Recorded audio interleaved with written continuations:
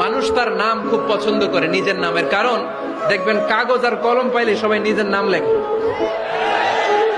খালি নিজের নামের সিগনেচার দেয়, আসরা নাই।